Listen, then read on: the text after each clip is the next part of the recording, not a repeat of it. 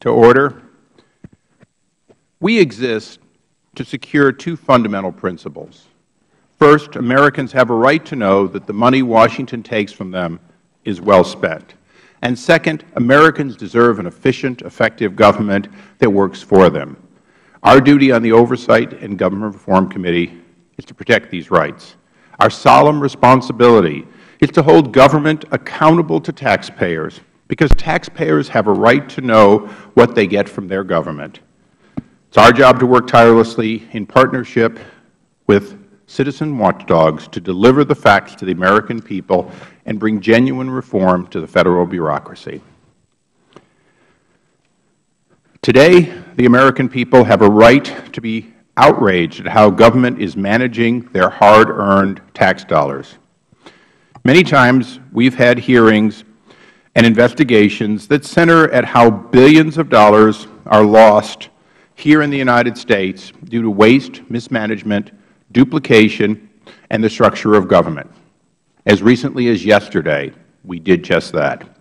But today we're talking about something more serious and much more egregious. Right now, billions of American tax dollars are being used to fund corruption in Afghanistan.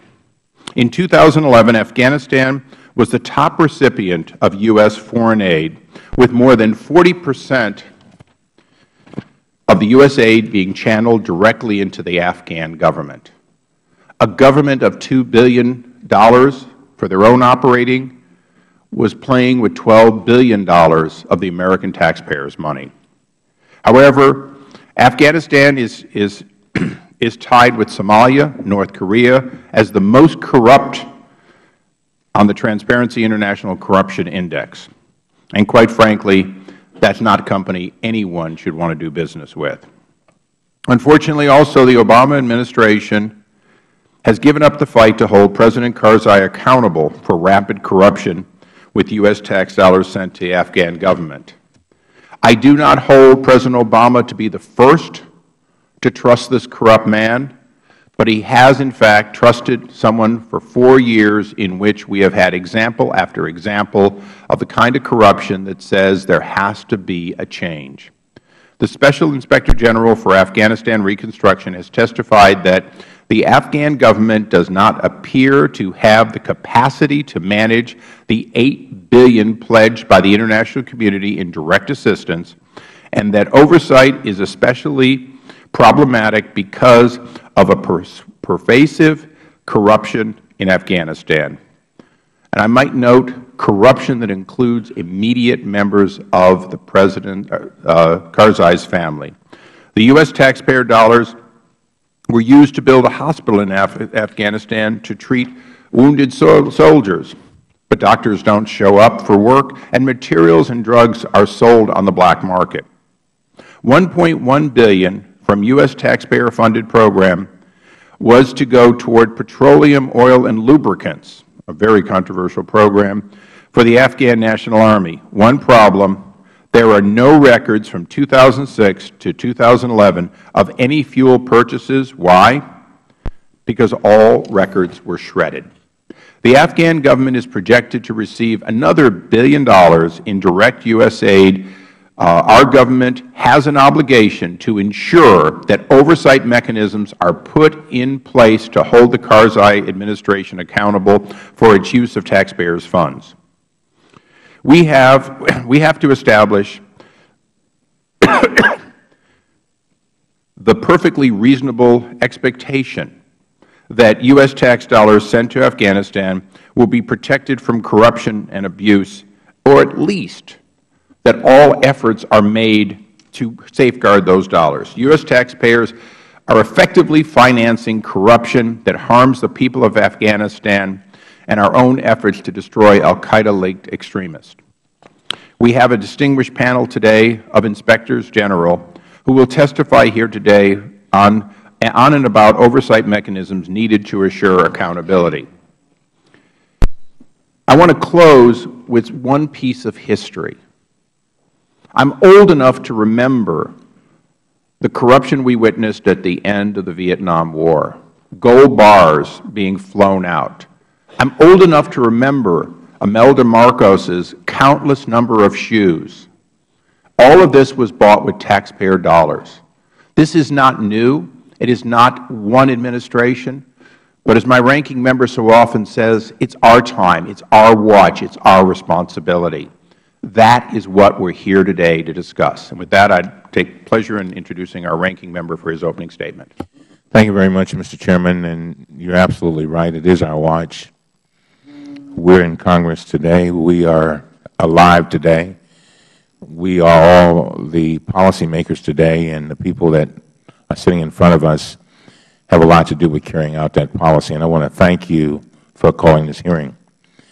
Let me first welcome John Sopko, the Special Inspector General for Afghanistan Reconstruction.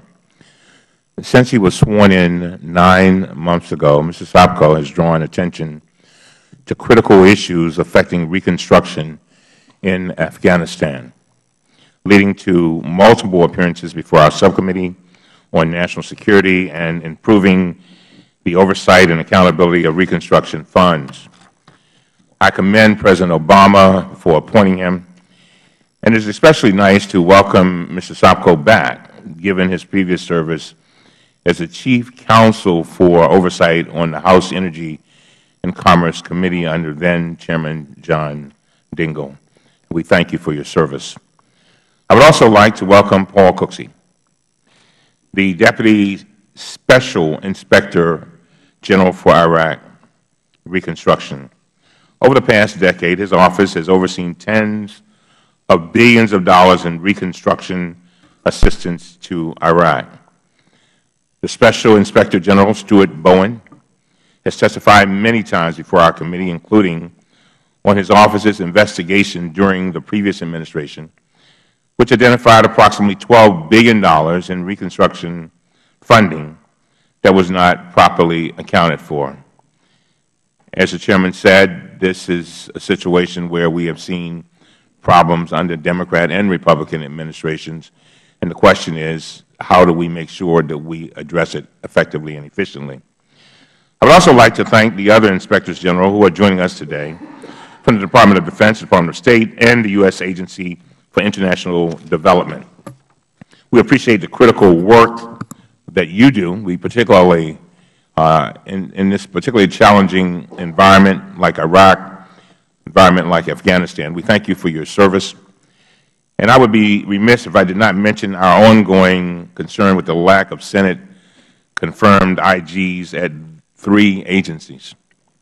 At the State Department in particular, the Chairman and I have expressed in a bipartisan way our concerns to the President that he has never nominated an IG to fill that post in the 5 years he has been President.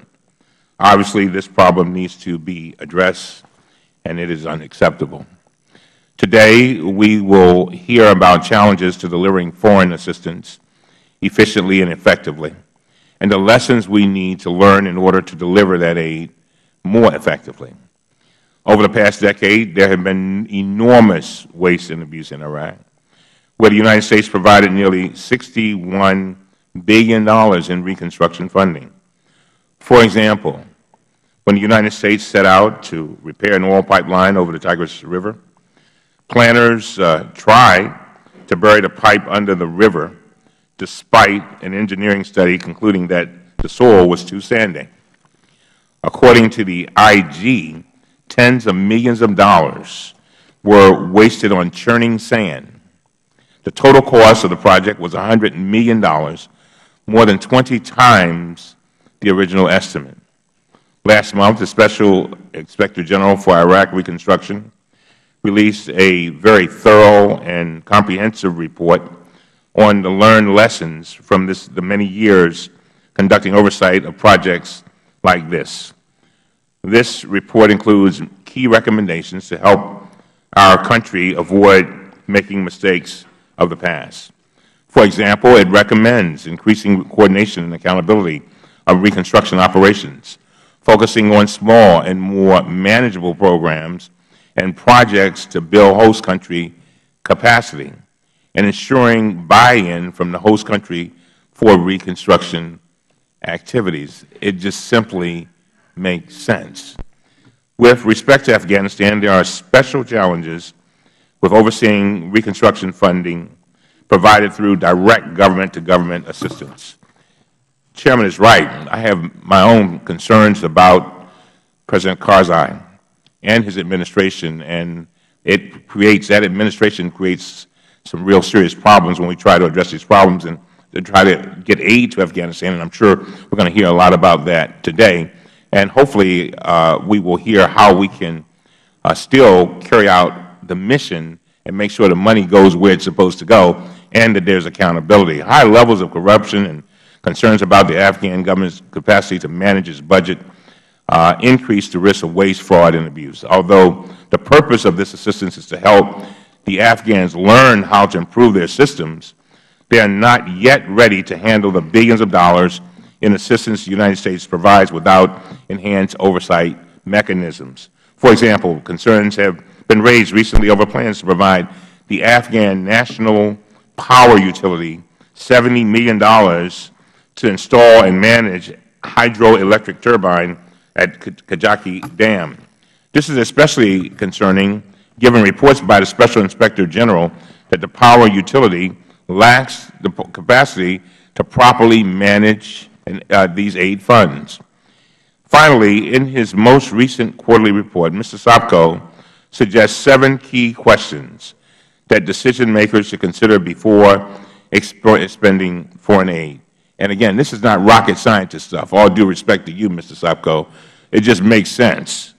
These questions cover a range of issues, including our nation's strategic objectives, the host country's needs, the host country's capacity to sustain the project once it's complete. I mean, that makes sense. In other words, you build something, you put all this money into it, and then you leave it to the Afghans, and it just sits there.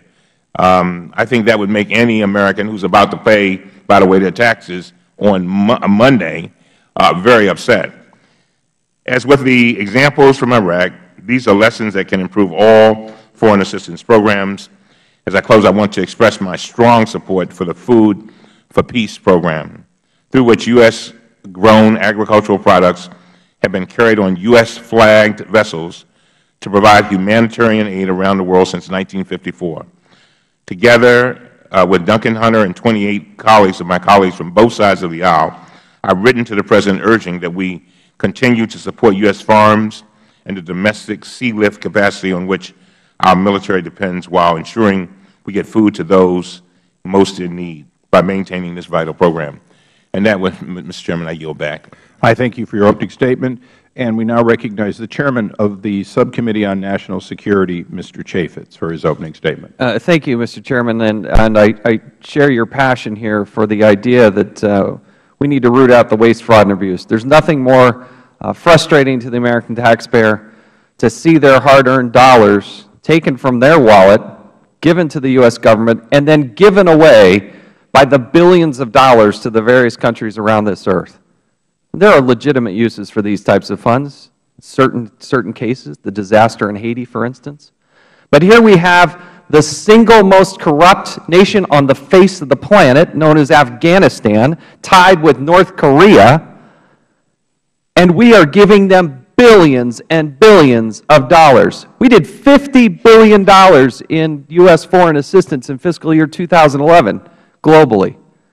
But we are now rounding the corner to have given Afghanistan over $100 billion in U.S. aid. That doesn't count the fighting, the bullets, the food, all the other things that we did in the war effort. This is just building up Afghanistan, the most corrupt nation on the face of the planet. And what's the USAID suggestion on how we do this better? Let's use USAID Forward, a program introduced in 2010 where we give the money directly to them with less oversight, less accountability. How can that be? Their goal is 30% just in direct payments.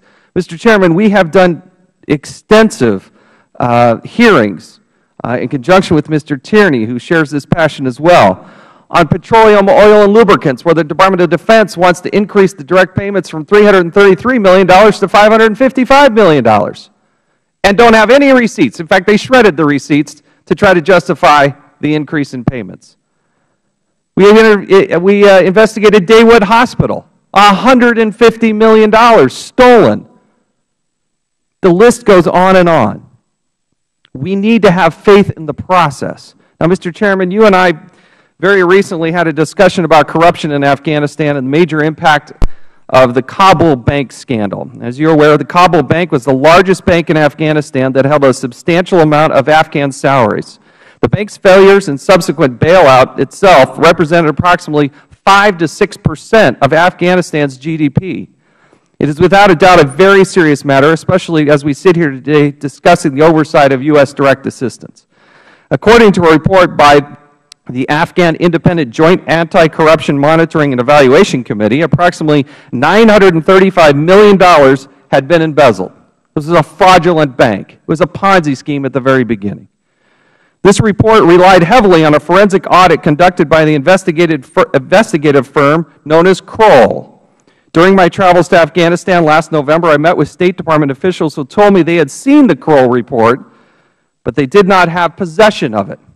Given the importance and gravity of the matter, I was able to use my own contacts and recently received a copy of the Kroll report from a non-American, former senior Afghan bank official. This official obtained a copy of the Kroll report through his role in the investigation into the Kabul bank scandal. So, Mr. Chairman, I want to provide you a copy of this report. I'll give it to you and to the ranking member. Copies of this report in the hope that we can begin to get the American people the answers they deserve. We're different in this country. We expose things. We talk about them publicly in the effort to have a more open and transparent government. It's what we're committed to do. And, Mr. Chairman, I am so frustrated that the USAID, the group that's supposed to be out there sharing the wealth of the American people, the generosity of the American people, knowing that this is one of the most corrupt governments on the face of the planet, they want to increase the direct payments. There's not suggestions on more oversight, more responsibility. They want to increase the direct payments. And that's offensive, and it's what we need to talk about here today. Would the gentleman yield? Yes. I appreciate that. We did talk about the Kabul bank, and I appreciate your gaining access to these reports. In that they were received in unclassified form, but they do say privileged and confidential. We'll treat them that way. I would ask the witnesses, would you be willing to accept a copy of this today? Then I'd ask the staff to make copies for each of our witnesses. I must admit, you will not scan through this during your idle time during this hearing. So we'll have to follow up with additional work on the results of this rather thorough audit. I thank the gentleman. Mr. Chairman. Yes. Mr. Chairman, the gentleman is recognized. Thank you very much, Mr. Chairman. Mr. Tierney, who is the chairman of the subcommittee, is delayed at another hearing, but we would ask that his statement be entered into the record. He, as you know, Mr. Chairman, he and Mr. Chavis have approached these issues on a bipartisan way, and I've been very impressed with that. And unfortunately, like I said, he could not be here, but I enter his statement for the record. Without objection, his statement will be placed in the record. Also, all members will have 7 days to submit opening statements and extraneous material for the record. And I want to echo that and thank Mr. Tierney and Mr. Chaffetz. They've traveled to the region. They've worked together, and I think they really make a difference on this kind of a bipartisan issue. And with that, we now will recognize our panel of witnesses. The Honorable John Shepko is the Special Inspector General for Afghanistan Reconstruction. The Ambassador, is he back there? No. Okay. Ambassador Harold Geisel is the Department of State Deputy Inspector General. Already noted that you're the absolute best we've got, and we appreciate all you do. Mr. Michael Carroll is the U.S. Agency for International Development Deputy Inspector General. Ambassador Kenneth Moorfield is the Department of Defense Deputy Inspector General for Special Plans and Operations. And Mr. Paul Cooksey, the giver of this wonderful book today, is the Deputy Special Inspector General for Iraq Reconstruction. Pursuant to our rules, I'd ask that you all rise, raise your right hands to take the oath. Do you solemnly swear or affirm that the testimony you are about to give will be the truth, the whole truth, and nothing but the truth? Let the record indicate that all witnesses answered in the affirmative. Please be seated. Yesterday we had one witness. I told him to take as much time as he wanted. Today we have 5. Please try to, recognizing that your entire opening statements will all be in the record, to use the 5 minutes to summarize that opening statement and to add additional input as you see fit. I always recognize that there is a degree of scripting when you serve as career people the way you do, but I would only ask that you use that time to the greatest extent over and above your opening statements. And with that, we recognize Mr. Shepko. Thank you, Mr. Chairman, Ranking Member Cummings, and members of the committee. I am pleased to be here today to discuss the challenges affecting U.S. foreign assistance to Afghanistan, particularly the use of direct assistance. The impending end of the U.S. combat mission has led some to erroneously believe that the Afghan reconstruction effort is also waning. On the contrary, given the $70 billion that the international community estimates Afghanistan will need through 2024, Afghanistan will remain the largest recipient of American foreign assistance for years to come. In 2012 alone, the United States provided more than $16 billion for Afghan reconstruction. That's twice the amount available to the next 4 top foreign assistance beneficiaries combined. Additionally, a significant portion of the funds already provided by Congress have yet to be obligated or spent. Roughly $20 billion of the more than $90 billion appropriated have yet to be spent.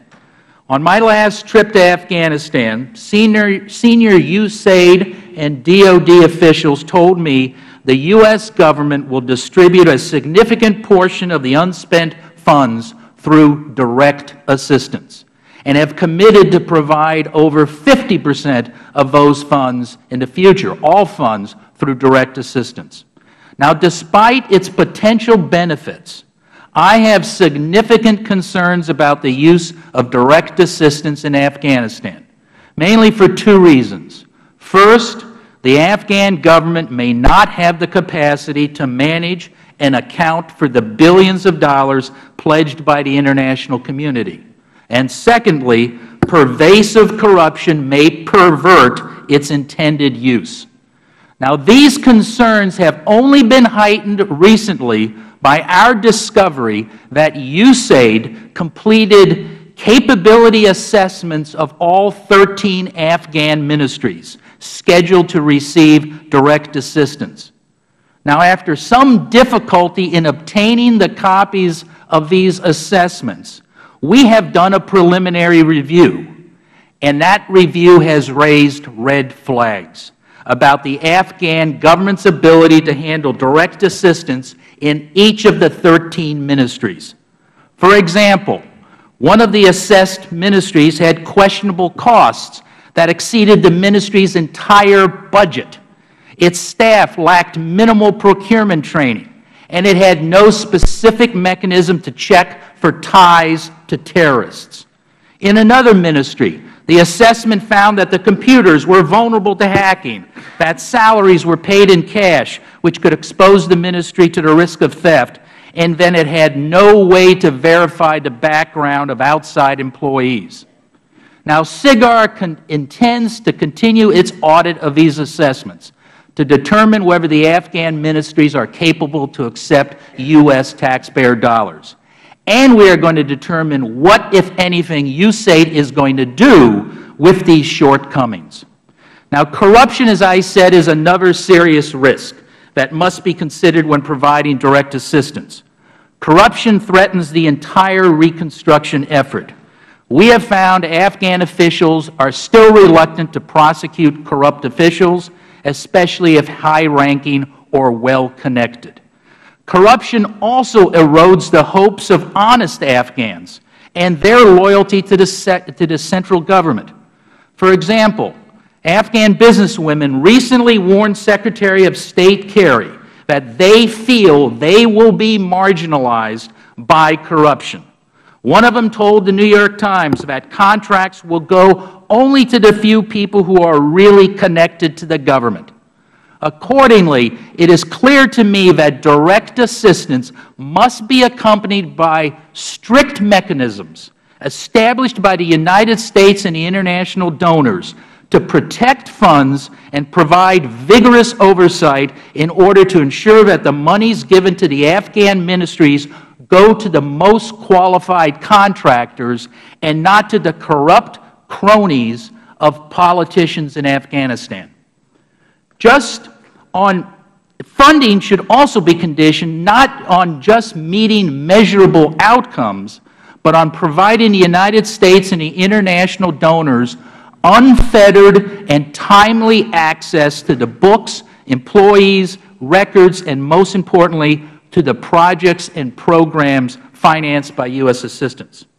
In conclusion, Mr. Chairman, I'm often asked what is going to happen after the drawdown of our coalition forces.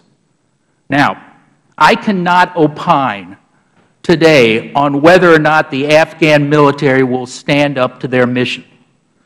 But based on my over 35 years as a prosecutor and an investigator, I can definitely assure you that without adequate security for the U.S. officials to manage and oversee our reconstruction budget, we run the risk of wasting billions of taxpayers' dollars and ultimately wasting our hard-won successes on the battlefield and in the reconstruction up to date.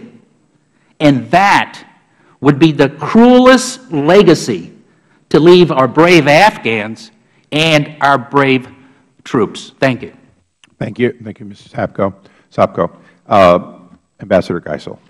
Chairman Issa, Ranking Member Cummings, and members of the committee, thank you for the invitation. The oversight challenges to U.S. foreign assistance. In FY 2011, U.S. foreign assistance totaled $32 billion, much of which was devoted to peace and security programs in Iraq, Afghanistan, and Pakistan, global HIV/AIDS programs, and democracy promotion activities. However, foreign assistance coordination among agencies and department bureaus remains inadequate, including duplication among agency programs and staffing. The oversight of government-to-government assistance in Southwest Asia is coordinated by the Southwest Asia Joint Planning Group, a coalition to eliminate redundant oversight of U.S. projects. In November 2011, OIGs for the Department of Defense, Aid, and the State Department joined the Special Inspector General for Afghanistan Reconstruction to convene the Joint Strategic Planning Subgroup for oversight of Afghanistan reconstruction. According to the subgroup's October 2012 report, the State Department was responsible for only 3% of U.S. government funds spent on Afghanistan reconstruction in 2012.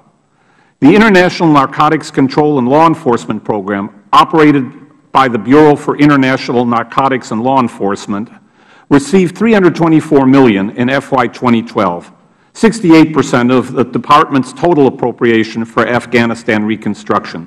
In December 2009, OIG reported on oversight impediments in the Afghan government's weak judicial system, internal corruption, economic uncertainty, financial fraud, religious conflicts, unstable security, and uncontrolled borders. This year, we will review the Good Performers Initiative, a program designed to incentivize provincial governors' counter-narcotics activities in Afghanistan. In FY 2011, Congress appropriated $65 million to the Bureau of Population, Refugees, and Migration for the Migration and Refugee Assistance Program. In July 2011, our Middle East Region Operations Directorate reported that PRM's partnership with UNHCR and other NGOs had successfully provided assistance to returning Afghan refugees. However, the Afghan government's land allocation scheme to award land to returning refugees was mismanaged.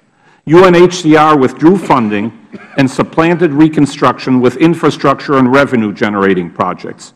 Land disputes and security concerns imperil humanitarian aid, further complicating oversight. In a 2011 compliance follow-up review of Embassy Kabul, we found that the Coordinating Director for Development and Economic Affairs provided extensive oversight of an enormous assistance program and a complex civilian military process. The Director strengthened discipline in the program and embodied our vision for Chiefs of Mission to serve as CEOs.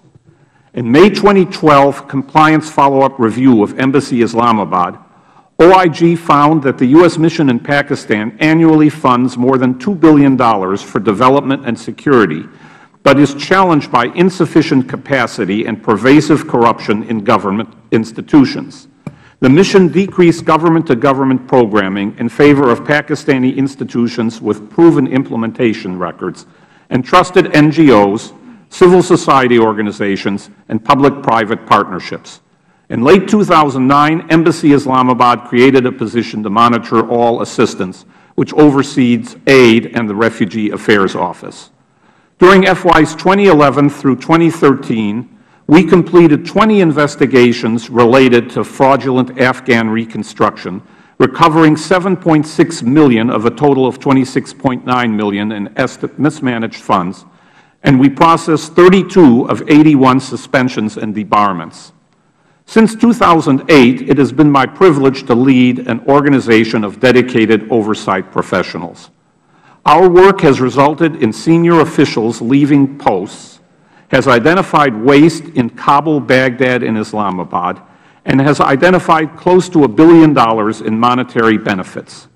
Corruption and complex development networks still plague foreign assistance, but I am confident that with sustained congressional support, we are well prepared to attack these challenges.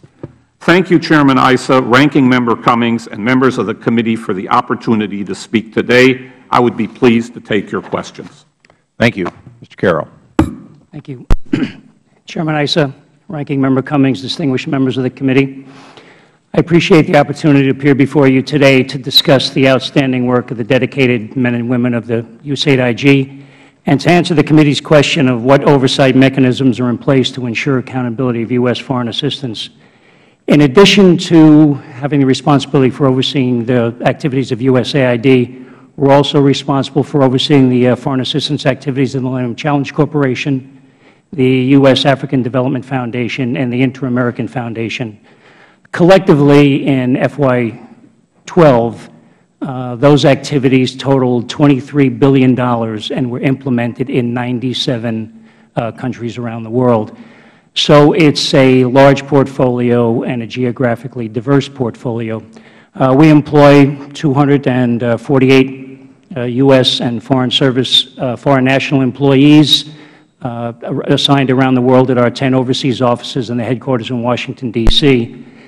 The mechanisms we use to oversee that portfolio are the traditional OIG mechanisms. They include performance audits of agency programs. They include financial audits of the implementers of agency programs, whether they are U.S.-based or locally based in the countries that USAID does business in. And I think of interest to the committee, we also have oversight over the G2G work that USAID is implementing. In addition to that, we have law enforcement responsibilities for those organizations. And again, I think that what the committee is going to be particularly interested in is jurisdiction. When the agency is using, I'm not going to say traditional, but when the agency uses U.S.-based contractors and grantees, they operate under the authority of U.S. law, and they are subjected to the jurisdiction of U.S. law enforcement and judicial enforcement. When you deal with local implementers, when you deal with local governments on G2G, the one concern, the primary concern that I have in my ability to do my job and our ability to do our job collectively here is holding local citizens and local grantees and companies accountable when we find fraud.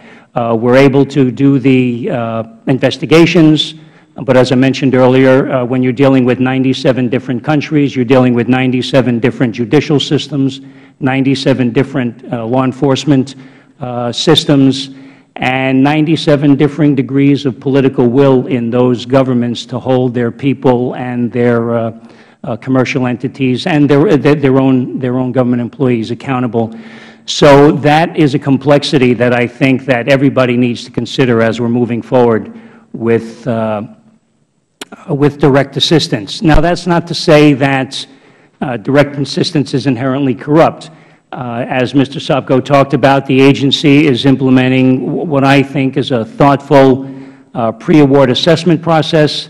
I agree with him that the critical aspect of that is going to be that when these assessments identify shortcomings, identify vulnerabilities, that the agency takes the time to work with those ministries to mitigate those vulnerabilities and not make political decisions that sort of circumvent that process or move that process along and take a risk.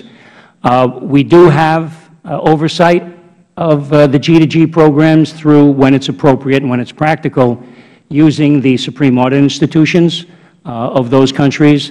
And where we can't use the Supreme Audit Institutions for a number of reasons, we ensure that the agency inserts audit clauses in the G2G agreements so we can utilize local audit firms, local accounting firms, or regional accounting firms that we certify and train and supervise to conduct that financial oversight. So I appreciate the committee's interest in our work and your support of our work, and I look forward to taking any questions that the members might have. Thank you. Thank you. Ambassador Moorfield. Good morning, Mr. Chairman, Ranking Member Cummings, and distinguished members of the Committee on Oversight and Government Reform. Thank you for this opportunity today to discuss our oversight efforts concerning DoD direct financial assistance to the government of Afghanistan. The DoD IG has provided a substantial body of oversight work focused on DoD programs and operations in Afghanistan, particularly with respect to the $50 billion appropriated since 2006 for the Afghan National Security Forces Fund, used to mobilize, train, and equip the Afghan Army and police. Our oversight emphasis has been to enable the NATO Training Command, NTM Alpha, to strengthen its own internal accountability systems concerning this funding, as well as to build the capacity of the Afghan security forces to manage responsibly and effectively these DoD-provided fiscal resources. Most of the expenditures have been for FMS equipment purchases, contracting to build facilities and provide training and advisory services, and for salaries. Starting from a small base several years ago, however, SIGIR has increasingly provided direct funding support to the Ministries of Defense and Interior. Beginning with funds for local contracting for uniforms and food, it is expanded to construction materials and is expected to include other classes of supplies such as POL in 2013. In addition, the United States has donated significant funding to the International Law and Order Trust Fund, LOTFA. NTM Alpha's financial controls over direct contributions include LOTFA, which it subjects to periodic command financial reviews.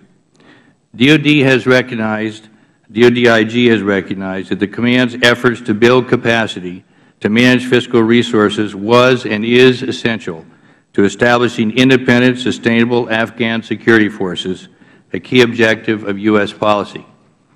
This observation is consistent with our own reporting on NTM Alpha SIGIR's metrics used to track MOD and MOI development. These metrics reflect that, although the ministries have progressively improved over the past 2 years, more capacity building still needs to be accomplished. NTM Alpha has taken a number of initiatives to build MOD and MOI capacity to effectively manage the fiscal resources. Lack of qualified Afghan personnel has been a major obstacle to ministerial institutional development. Recently, the command stated that it partnered with the Ministry of Finance to provide MOD and MOI professional training in the areas of budget planning and programming and the acquisition, procurement, and contracting to execute budgets. NTM Alpha has indicated it is committed to development of the Afghan security ministries and forces' enduring financial resource management capacity. This is particularly important concerning direct funding, which is inherently more risky. Success in this endeavor will be essential to enable these forces to responsibly manage and protect the financial support received from DoD and the U.S. government and sustain an independent operational capability in the future.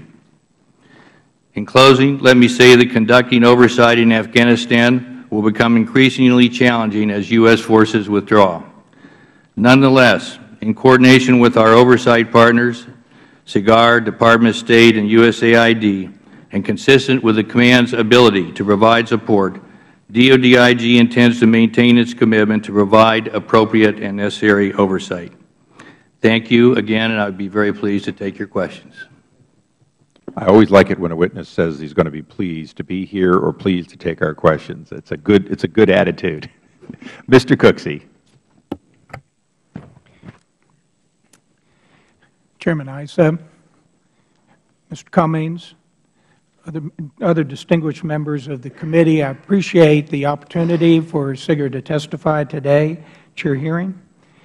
As SIGIR nears the completion of its mission, I am grateful for this opportunity to present our views on the oversight mechanisms necessary to ensure accountability in the use of foreign assistance and to offer lessons learned from Iraq that might lead to their strengthening.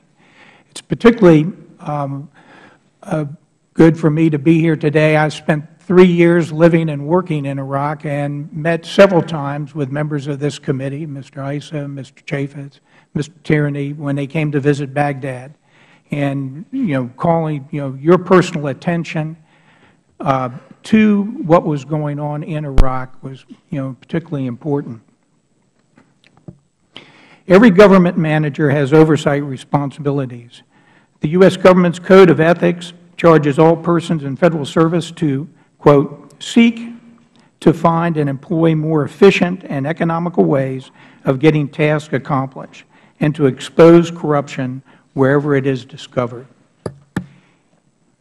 In the same vein, the United States must plan foreign assistance programs to ensure their efficient and economical administration and oversight by program managers, oversight agencies, and the Congress. That was not achieved in the Iraq program, and it is not all that clear that the United States has systems in place now to ensure that it would be achieved in future stabilization and reconstruction operations.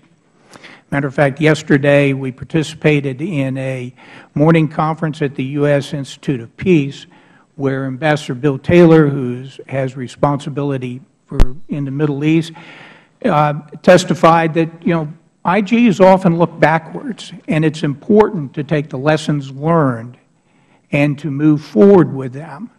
This is all part of the planning process. In Iraq, the U.S. government employed 5 principal funds to provide direct assistance to the Iraqis. Let me underscore one important consideration for oversight that is engendered by the fact that our programs consisted of gifts of buildings, equipment, and services. At the same time, we lacked leverage over Iraq.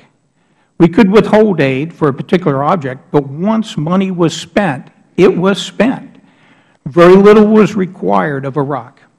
We had great difficulty enforcing the few conditions we tried to impose on the use of our aid. For these reasons, spending time tracking Iraqi performance was hardly something U.S. officials saw as worth the effort. Aside from SIGIR, no U.S. agency made it a practice to go out and check on the status of a project after it was turned over to Iraqi control. The attempts in recent years to get Iraq to make financial contributions and match our aid, or indeed to even contribute financially in some meaningful way, were feeble at best. There were 3 major funds that provided for this kind of direct aid. There was the Iraq Relief and Reconstruction Fund, or IRF, which obligated $20 billion. There was the Commander's Emergency Response Fund, CERP, which contributed another $3.7 billion. And then there was the Iraq Security Forces Fund, or ISAF, which contributed nearly $20 billion in obligations. All of these funds were fraught with management problems. There were new problems, new programs undertaken in a war zone with limited established support. They were largely not created pursuant to authorization provisions, but rather came into being through relatively brief passages contained in appropriations measures.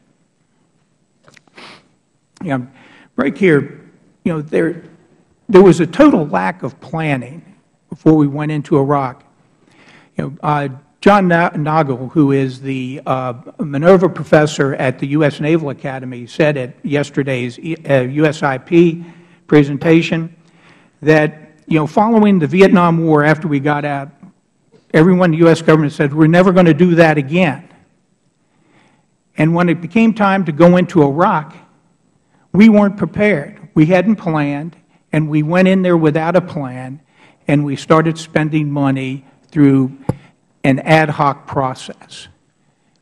And as SIGAR's pointed out in the book, most recent publication, there was at least $8 billion of wasted taxpayers' dollars. In addition, there's hundreds of millions of dollars that was stolen by U.S. contractors and members of the military. Corruption in Iraq is sophisticated, and it's almost an art. Our past reporting notes Iraqi officials' views of the scale of corruption, money laundering, and looting of government's assets derived from the sale of Iraq's petroleum wealth. This is consistent with the familiar oil curse that seems to daunt every government that exclusively manages oil and gas resources. A significant degree of corruption is part of the everyday life in Iraq. First of all, there is weak attachment to rule of law. People seem relatively willing to convert government assets to private use. Equipment provided for a $30 million business development project funded by SERP at the Baghdad airport was taken soon after the project was turned over to the Iraqis. Given what we are learning in Iraq, we need to improve management oversight mechanisms to ensure that our efforts could be sustained. This is not being done. In addition, our contracts are not being adhered to. Our inspectors found countless examples of work not being completed to specification. There was little oversight and little demands that it be done well. Mr. Chairman, again, thank you for this opportunity, and I welcome your questions. I love it when they say that. Thank you. I'll now recognize myself for a round of questions, and I'll be brief questions, brief answers initially. Mr. Cooksey, you and I, we've got 10 years of Iraq. I've been here for a little over 12 years. I've had more than a decade of going to Iraq and Afghanistan. When I view Iraq, I view it through a prism of $143 billion GDP. Nearly a third of that flows directly through the government in oil revenues. The government has a lot of money. You and I have been in Iraq long enough to know that Iraqi reconstruction, some of it actually was reconstructing a country, right? I mean, a lot of it's putting it back. Mr. Sopko, Afghanistan's a little different. $20 billion, if you're kind, in GDP, much of it generated by the money we spend there. About $2 billion in revenue, most of it not through any, just sort of the accident of importation taxes and so on. But as was previously testified, $50 billion in military activity, $10 billion in direct military assistance, $2 to $3 billion of economic aid. Basically, we're paying everything that country runs on. It's $2 billion of theoretical revenue doesn't go anywhere. Is that a rough statement? You're absolutely correct. It's about $2 billion for revenue collected by the Afghan government. That's their revenue. It's at least $4 billion, 4 to 6, depending how you look at it, to just cover the Afghan national security forces. Right. Then to pay for the rest of the government is way beyond. Right. So the government doesn't have enough money, doesn't collect enough, but also, and I want to be as unkind as appropriate in this case, Iraqi reconstruction is an oxymoron, isn't it? We're not reconstructing a country. We're constructing a country that never was. Isn't that pretty much true? You mean Afghanistan reconstruction? Afghanistan, I'm sorry. Iraqi reconstruction is to a certain degree reconstruction. When I flew in the first time and flew over those dirt and rock buildings with no roofs because they come and go and take the roofs, I saw Afghanistan as it is. When I went into the so-called palace, I thought of a middle-class home in Cleveland, Ohio, as the King's Palace. This was never much of a country. It doesn't have much revenue, and in fact, we are funding this country in multiples of what they could possibly do themselves every day. Isn't that true? That's true, Mr. Chairman, but as you know, since I come from Cleveland, I have to defend Cleveland. Some of the houses I lived in, yes. But now, what I'm saying is you've been to the King's Mansion. If you've been to Shaker Heights, you've seen better homes owned by individuals, and they were upper middle class. And I lived on the west side, Mr. Chairman. You have my sympathies. Shaker Heights. I was near Triscuit and west 144th. So I've been there. You should have been in Shaker or Cleveland Heights. This is purely a Cleveland thing, folks. You don't have to participate. Yeah. That's where my brother lives. He's the doctor. He's the doctor. He's probably in Beechwood. But let's go through a little bit of that. $2 billion is what they really have of their own money. In the case of Kabul Bank, at least $1 billion was lost. That's a big amount of money. That was their largest bank. Is that correct? That's correct, sir. And with that $2 billion of their own money and $50 billion or so of our money floating around, is there any likelihood that some of that money lost wasn't U.S. funds? Isn't it inevitable that some of that was our money flowing through that bank that was lost? I'm not certain of that, sir. We've never looked at it, but it was a major impact on the Afghan economy. It caused almost a crash of the economy when it failed. And obviously, we had to put money back in. And by we, I mean it was the Afghan Central Bank, and that money had to come from somewhere. And that was probably U.S. money or international money. So ultimately, a Ponzi scheme that included high-ranking people that are closely associated with the ruling folks of the country, including the President, takes out a bunch of money, spends it in luxury homes in Dubai and so on, goes bust. The central bank, quote, bails it out, but we bail out the central bank, really. So the money, ultimately the money really is our money flowing through their country. Ultimately, we bailed out the Kabul Bank. We ate that loss of that corruption. Mr. Chairman, we haven't looked into that, but that is a logical assumption that the recapitalization of the bank, which is required by the international banking community, did have some impact or could have had some impact on our reconstruction. The money had to come from somewhere. And since we were supplying most of the money to the Afghan economy, I think it's a logical assumption to make.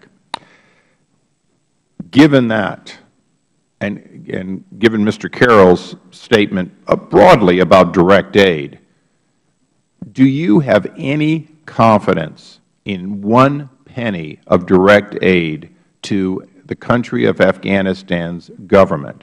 In other words, do you have any belief that you can, in fact, trust writing a check, transferring money to this government, and expecting it not to be all or part stolen through corruption?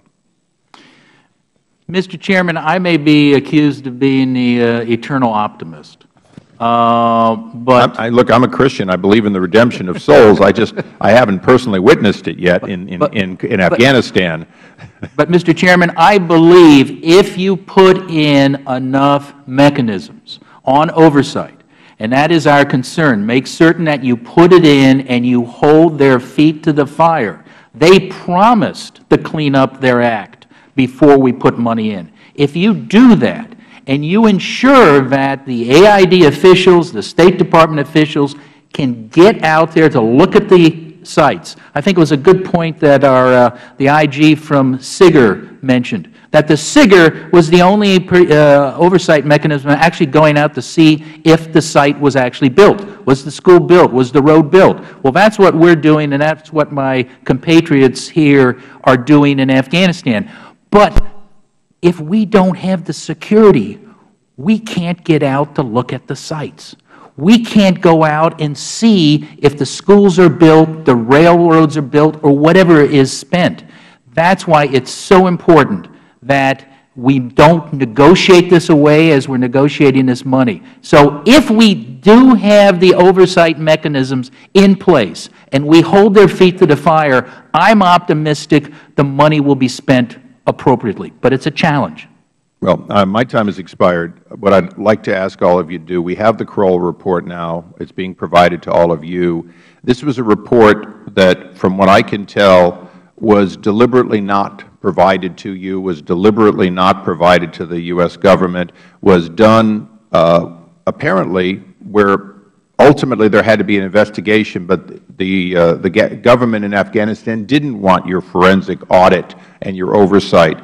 So I'd ask you to look at it and come back to us with your comments. We'll arrange both a public and or private dialogue. I know this material is pretty thick, but we're very concerned that this is exactly the audit, Mr. Sopko, that you're saying we need to have, that in the case of Kabul Bank we never got.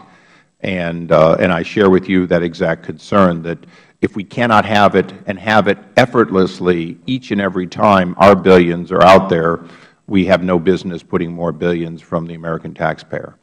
And with that, I go to the ranking member. Thank you very much, Mr. Sopko, very carefully. And just tell me something. What is holding feet to fire? What does that mean, and how do you, and then I'm going to come to you in a minute, Mr. Cooksey. And I'm sitting here and I'm listening to all this, and I agree with you. You've got to hold the feet to the fire. The question is after the fire, where's the hammer? And so tell me, help me with that. Because Karzai, President Karzai, and his administration seems to not always do things the way we would hope they would do them, putting it lightly. So I'm just wondering, where's the hammer? There has to be a hammer behind all of that. And Ms. Cooksey, be prepared, because I'm coming right back at you. Mr. Cummings, I think holding the feet to the fire is actually preconditioning giving the money to the Afghan government in a particular program. And we have to be strong enough to say, no, we're not giving you the money. And I can cite at least a couple cases of that. When we refer to the Kabul Bank, initially there were supposed to be some stringent requirements on audits. They didn't do it. And we held back money from the central bank. And all of a sudden they did the audit. Now, the audit wasn't given apparently to the U.S. government, but at least an audit was done. So I got you. So in other words, these would be what I would call more surgical types of things. In other words, you're dealing with project by project, putting in accountability markers, and making sure that everything is kind of lined up so that there can be a check here, a check there. And I guess as you go down the line of development of whatever it is, or presentation of funds, that there are ways that you can make sure that the dollars are being spent the way they were supposed to be spent. Is that right? Absolutely, sir. Thank you very much. Mr. Cooksey, I'd like to ask you about the comprehensive report your office just issued, which is a culmination of what the Special Inspector General for Iraq Reconstruction has overseen during the past decade. This report is impressive in its scope and its insight, and I believe this committee can learn a great deal from its findings, and hopefully it might even help us with Afghanistan. As the report explains, it provides countless details about the use of more than $60 billion in taxpayer dollars to support reconstruction programs and projects in Iraq. Your office performed 390 audits and inspections and conducted more than 600 investigations of Iraq reconstruction projects since 2003. The introduction to your report says your primary job was to answer a very basic question. What happened to the billions of U.S. taxpayer dollars spent to rebuild Iraq? And your report provides a very troubling answer.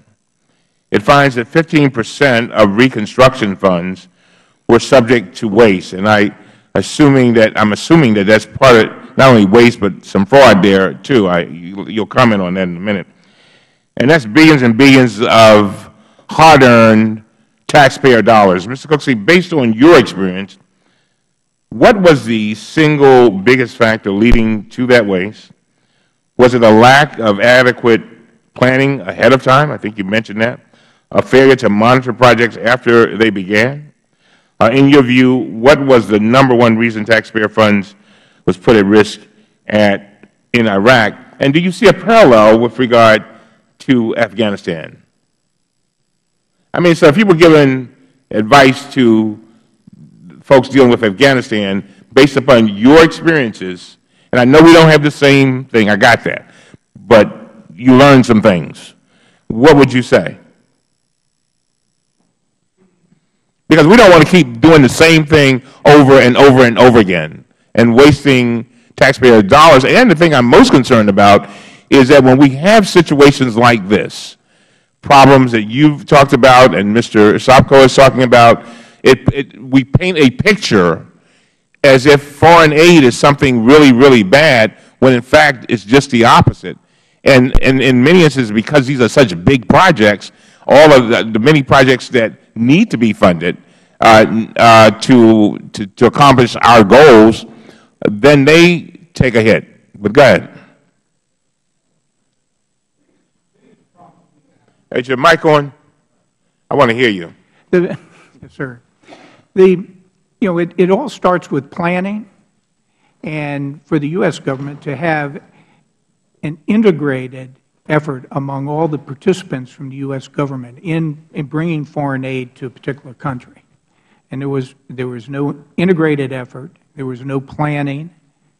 We weren't ready. We hit the ground initially with $2 billion for the retired General Jay Garner, who was there, and then that was replaced by the CPA with another $18 billion. But there was no plan to spend it, and they just started handing money out. Another major problem was we did not consult with and get the buy-in from Iraqi government officials. We were giving them projects they did not want. They did not ask for. They could not sustain. They could not manage them. Third, we tried to build large projects during a time of a very unstable environment where there was much fighting going on. Fallujah wastewater treatment plant ended up being a $100 million project. First started planned in 2003, and when I visited it in 2010, it was completed, but not one house was hooked up to it. So the price had gone from $35 million to $100 million. It was serving 1/3 the number of people, and it took 3 times as long to build. A number of Iraqis and U.S. were, injured and killed during the fighting that was going on around this construction project. So there were a number of different mistakes, and we continued to perform the same mistakes, continued the mistakes of not consulting, not planning, not getting Iraqi buy-in, all, up until, well, when I left in early 2012, it was continuing. One example would be the police development program that was being worked on for about 3 years. It was going to be a $1 billion a year program for the Iraqis.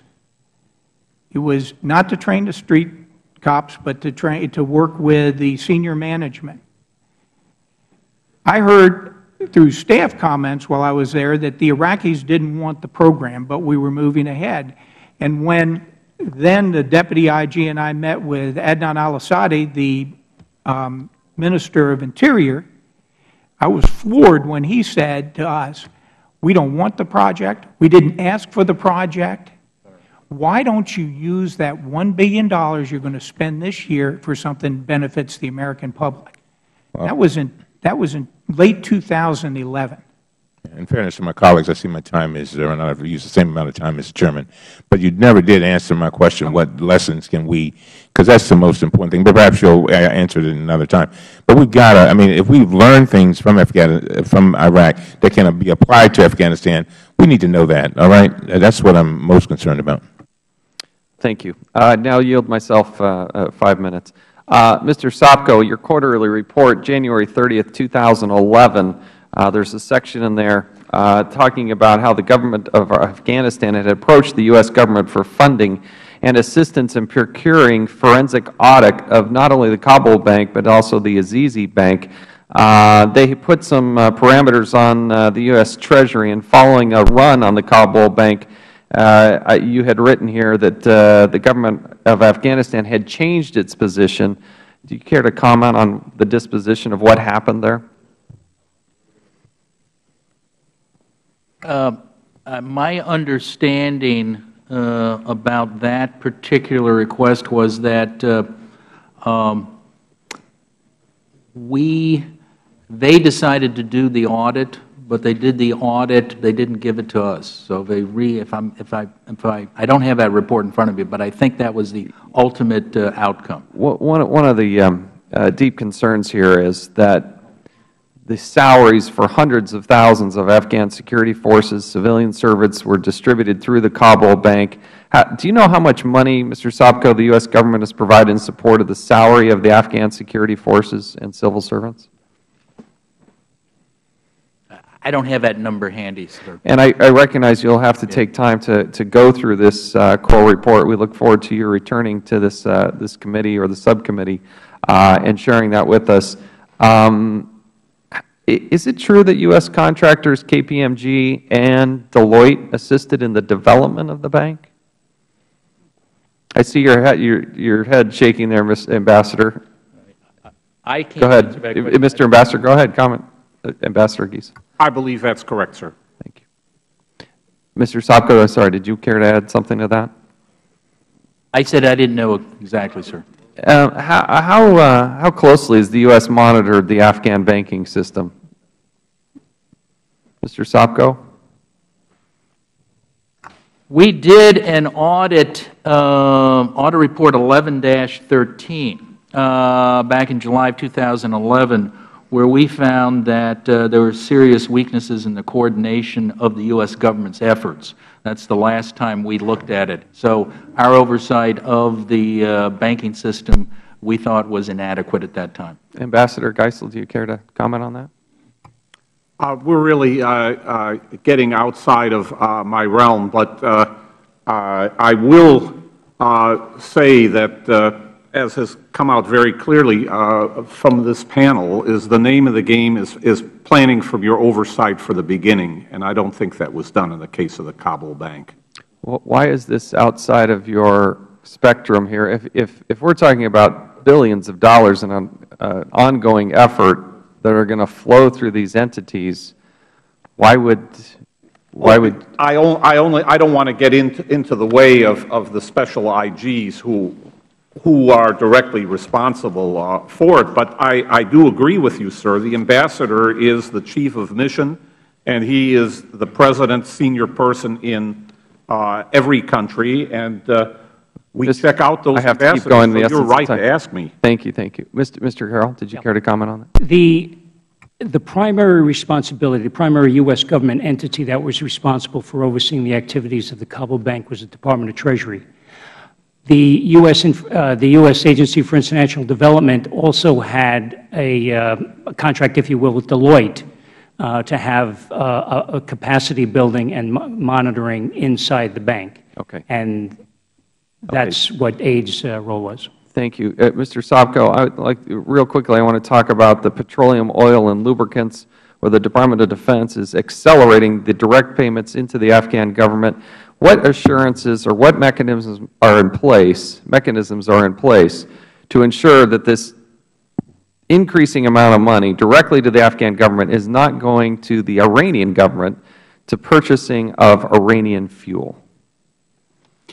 Mr. Chairman, you raise a very good point. The mechanisms are weak. We are going to re-look at the issue. We have been told that they don't have the funding and they don't have the capability to follow up. That's wonderful news to hear. Thank you. This is the deep concern and violate. Here we are dealing with Iran and the very Petroleum Sanctions Act that we put in place to make sure that the Iranians are not able to sell their fuel. We may be funding that by the U.S. taxpayers themselves. It's of deep concern. Last question real quickly. Mr. Sobko, on September 18, 2012, you sent me a letter, as well as Mr. Tierney, with concerns about contractors. And let me read this. These companies and individuals have directly or indirectly sought or obtained contracts with the U.S. government or may be expected to seek such contracts in the future. All of them have been identified by the United States as affiliated with the Haqqani Network, the Taliban, and/or al-Qaeda, and it goes on. The suspension and debarment of people that are known terrorists is totally unacceptable. What are we doing to ensure that the U.S. taxpayer money is not given in the form of contracts to the very terrorists we're there trying to fight? Mr. Chairman, we have similar concerns. We proposed the debarment of those individuals and entities. Every one of those proposals was denied by the U.S. Army. Why? Well, you have to ask them. They apparently did not take the time to walk 150 feet to a classified skiff to read the classified appendices. If you had read the appendices, I took the time, I went to the skiff, I read them. It was remarkable that any U.S. official would not have denied these individuals to right to contract with the U.S. government. But apparently the Army office didn't read the classified documents. So it's probably easier to use a drone strike than it is to stop somebody from contracting with the U.S. government. So, Mr. Chairman, we are very concerned about that. Now, we asked for the authority to set up a debarment mechanism for either ourselves or for the field commanders who have the most interest in stopping these people from being contractors with the U.S. government. It is our understanding that the Secretary of Defense has denied that request. Thank you. I've gone well past my time. We'll now recognize the gentleman from Virginia, Mr. Conley, for 5 minutes. Thank you so much, Mr. Chairman, and welcome to our panel. I want to just clear up a number, Mr. Shopko. Mr. Chaffetz talked about $100 billion going to Afghanistan since 2001. Is that an accurate figure? It's approximately that figure if you include also the request for the latest year. So okay. 90 to 100 billion. Roughly right. Yeah. But to be precise, not all of that is AID. In fact, a small percentage of that is AID. Is that not correct? Actually, over 50% is going to what we call the Afghan National Security Forces. Right. So the way we define reconstruction in Afghanistan, we also include the training, the housing. Right. But you cited $16 billion. I assume you meant that was a subset. That was the AID subset of that $100 billion? 16? You cited $16 billion. In terms of USAID's portion of that 100, I thought.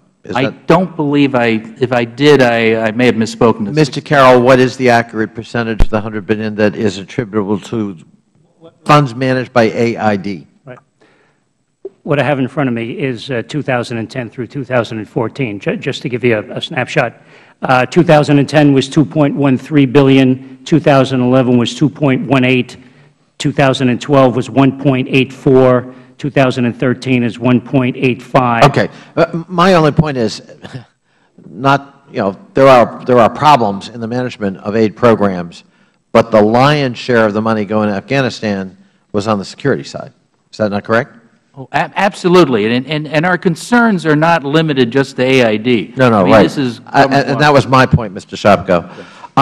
Mr. Shopko, you testified that, if I heard you correctly, that the 13 ministries who are about to receive direct U.S. aid are frankly not capable of absorbing that direct aid any way you measure it, in terms of corruption, in terms of accountability, in terms of auditing, in terms of programming capability. Is that a, did we hear you correctly? Our preliminary assessment raises serious concerns about all 13. in light of that fact, why would we give them direct aid, knowing in advance they're not capable of absorbing it?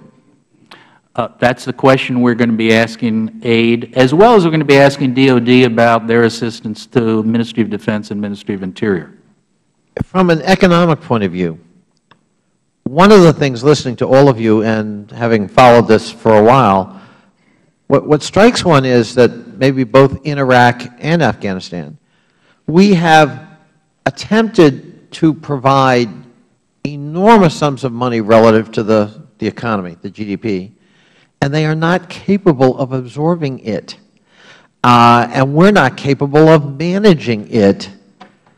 And it is distorting virtually every aspect of economic life, especially in Afghanistan, but also Iraq. I wonder, Mr. Shopko and Mr. Cooksey, if you'd comment. I think you've hit a good point. And one thing I think it should be clear is that our criticism is not just on direct assistance. If the testimony that was alluded to by Chairman Chaffetz when I came in and testified about the petroleum, oil, and lubricants earlier this year, that had nothing to do with direct assistance. The main focus was that CSTICA destroyed the records. CSTICA was incapable of actually doing the right thing in processing. So, and now we're going to direct assistance, so there's added concerns because we're worried about it directly in place. So I think you're raising a very good point. And, you know, we're not the only ones who have problems with direct assistance. It's being reported in the Afghan Kabul press this week and last week that the Afghan parliament is upset that their own ministries don't have the capability of spending their own money. And that's just been reported. So this is a particular problem. Mr. Cooksey, what about Iraq? Mr. Cooksey, you've got to turn on your mic. Obviously, it was a little different situation in Iraq. You have institutions in place, and you had the basic structure of a government there, but much of the money went to areas that they did not support.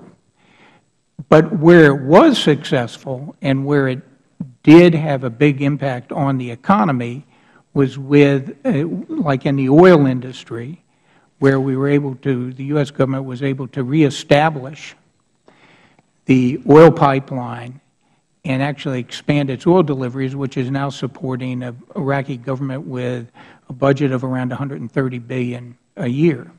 Mr. Chairman, if I could just add one last question. I appreciate the indulgence of the Chair. One of the things that we haven't talked about in this hearing and that has concerned me since my visit to Afghanistan and Iraq is SIRP funding. You know, you ask, it's cash, it's not programmed. There are, the military is not an expert in development assistance. And you ask yourself what could go wrong with this program. It started out modest, but it grew very rapidly. And I was deeply concerned when I was there about that program. Real briefly, Mr. Shopko, Mr. Cooksey, if you could comment on how well did SIRP go, and do we have reason to be concerned? And I thank the Chair for his indulgence. We've looked at the SIRP program. We have some ongoing work in that area, and we share your concerns. It wasn't well controlled. Money did disappear. More importantly, I think our concern, going back to some of the issues we raised in our quarterly, is the lack of coordination. A unit would also come in, a commander would decide to do something, the next commander would come in and say, I don't want to do that, move on. So there was a lot of loss of money involved with the SIRP program. Well, SIRP was a new program. It did not have any controls. It was a cash program. When the program stayed small, say under $60,000 for a project, it seemed to work well. It gave the battlefield commanders an opportunity to work with the communities. When the projects got too large, it failed. When we met with General Odierno, General Austin, the last two commanding generals in Iraq, they agreed that SIRP had a very useful purpose on the battlefield when it was kept small, but building electricity plants, hospitals, the $350 million spent on Sons of Iraq program, some of that can be called into question. So I think it would be used differently as they go forward in the future. Thank you. I will now recognize the gentleman from Florida, Mr. Mica, for 5 minutes. Well, thank you. And, Mr. Chairman, the more I hear about the waste and fraud and abuse in Afghanistan, the more these hearings have exposed an incredible level of just abuse of taxpayer dollars. The more depressing it gets, it seems like, Mr. Subco, that this is a black hole, a money pit, and it appears that not a whole lot of progress has been made in the two major areas. Everyone cited that, one, that Afghans can't manage it, and two, the level of corruption. Do you see that? I mean, it doesn't appear there's much hope on maybe some small project, but in a general sense, it's pretty much a money pit, isn't it? Mr. Mica, those are two of the major concerns that we have. No, but it's repeated over and over in every area, whether it's the Bank of Kabul, whether it's a fuel program, a food program, a small reconstruction program. And then did I hear you say that this is going to take us $70 billion by 2024 estimated to get out of this? Was that you or Geisel? I think that was me, and that is the World Bank estimate of how much money will have to go to support the Afghan government. It's astounding. And then to put this in perspective, now I know my colleague from Virginia tried to say there wasn't much non-military money going into this venture, but I calculate it's about $5 billion U.S. We take little pieces of it, AID, then some state, some training for police, some narcotics. But non-military, you're looking at about $5 billion. Then when I was there, I was told we were contributing most of the UN money that was going in, or is it NATO money that's going into that for economic aid, and it was total between $8 and $10 billion a year. Is that correct? I mean, ballpark figure, Mr. Septa. I can give you the ballpark figures. As of December 2012, Congress appropriated approximately $90 billion for reconstruction. $51 billion, or 58%, went to security. Now, we're not talking about the war fight. But there's a huge amount of money going to non-security, and we're also financing other activities to get it in, to get the money in there. That's correct. All right. And wait, then again, this country, I've been told, I heard somebody say their annual budget is around $2 to $3 billion, and someone else told me it was $4 to $5. Maybe Karzai, I asked him that question, was there. So the amount of money is astronomical in relationship to the normal amount of money that is in even their budget.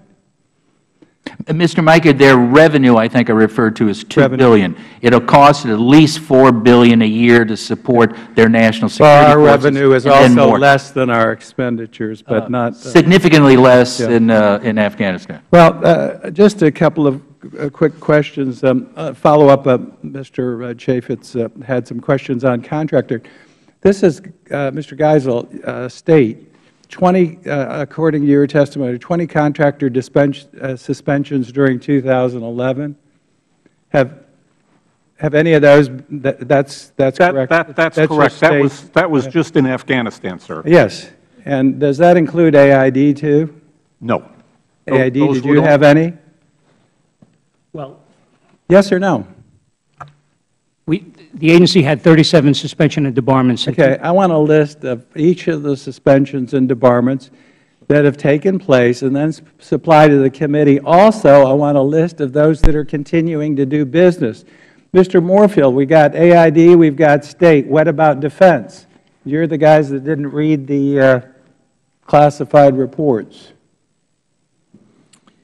The state, I mean, defense, do you have a list of those? Can you provide the committee? I can provide, Mr. Congressman, a list of the suspensions. Would you estimate? Do you have an estimate of how many suspensions?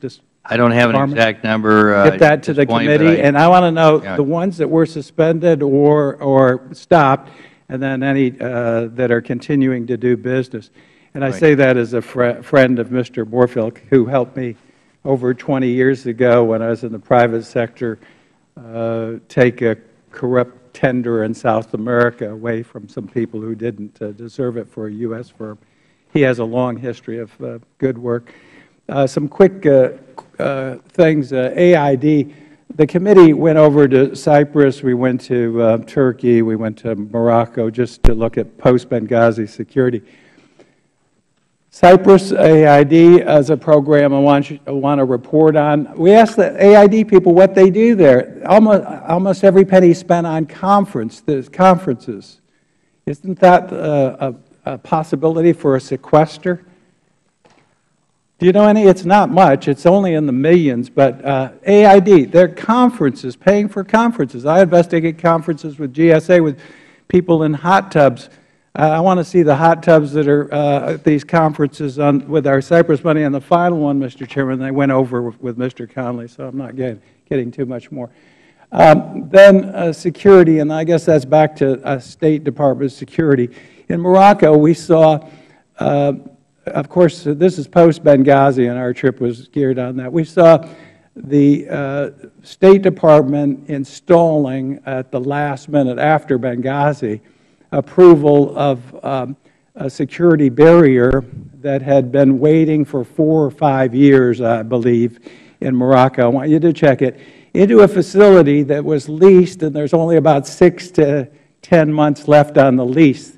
They were rushing forward to move forward and spending that money that hadn't been spent. Can you get a report to the committee on what the resolution? Why would we have to spend money like that at that time when we're hurting so badly on a project that would evolve back to the property owner and not the United States taxpayer? Mr. Mica, I'd love to. Thank you. I thank the gentleman. Now recognize the gentlewoman from California, Ms. Spear, for 5 minutes. Mr. Chairman, thank you. And to all of our Inspector Generals who are here and Special Inspector Generals, you know, this document is enough to elevate anyone's blood pressure. And I think that each of us as members of this committee have got to take responsibility for what's in here. Because the American people, frankly, would read any one of these vignettes and be so disgusted. And they're not going to look at the Department of Defense for answers. They're going to look right here. And if we don't do something seriously to address this, it will continue ad infinitum. It's a huge black eye. I just flipped through a couple of the pages, and it was unbelievable. This Anaheim contract for PVC piping that was charged to the U.S. government at $80 an elbow, and it costs $1.41. Now, this company, you would think, once we discovered this, would be debarred, right? My understanding is that the GAO looked at it and said that its past performance was, quote, supremely unreasonable, unquote. And guess what happened? The following month, the DLA reconfirmed another contract for this company. So the real problem here is, as much good work as all of you do, if you don't have the clout to force the Department of Defense to take action, then where are we really? We are spinning our collective wheels. And I would think each of you would be so frustrated by the fact that you put out these very detailed documents with scandal after scandal, and that nothing changes. Now, I think Mr. Mica spent some time talking about this whole debarment issue. And I guess I'd like to have Mr. Geisel, you mentioned in your testimony that you uncovered $200 million in questionable costs, recovered $16 million, and suspended 20 contractors in 2011. My question is, how long were those suspensions? Were there illegal acts uncovered? Were any of the contractors debarred?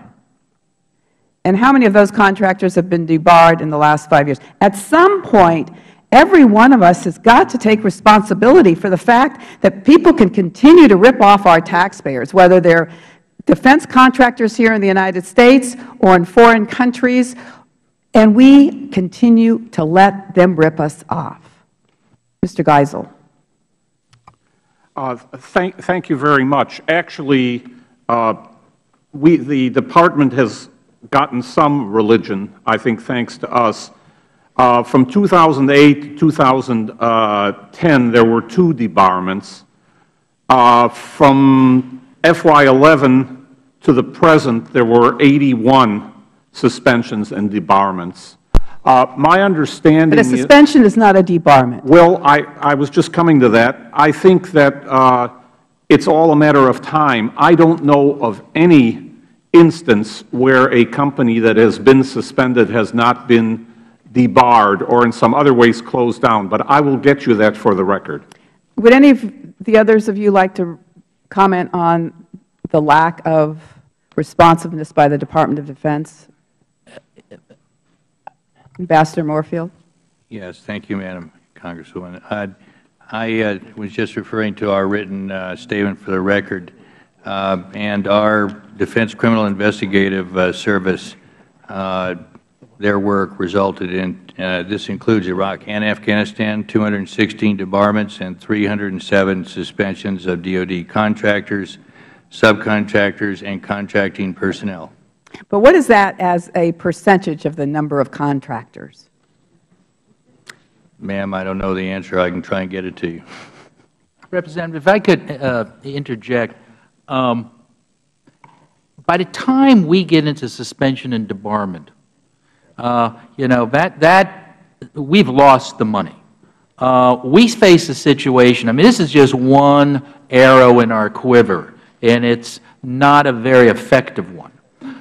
Really, the first line of defense for the taxpayer are the contracting officers. And what we find is that they are just pumping the money out willy-nilly. And that's where you really have a problem. We can come in later and try to recommend for suspension and debarment.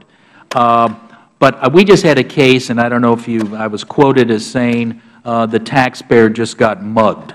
And it had to do with a $75 million contract by DynCorp Corporation with the Army Corps of Engineers, where the facility that built was falling apart.